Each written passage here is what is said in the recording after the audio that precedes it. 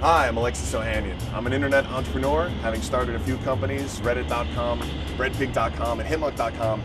I'm here to tell you about how to build a web following. Step one, make sure that you've got something people actually want. The internet is a total level playing field. All links are created equal. And so it's really, really important that whatever it is, the product, the service, the cause that you're championing is something that's actually well packaged and something that people actually want.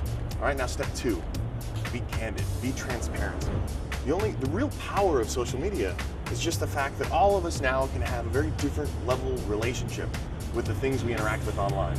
And step three, and this one really makes or breaks it, and that is hustle.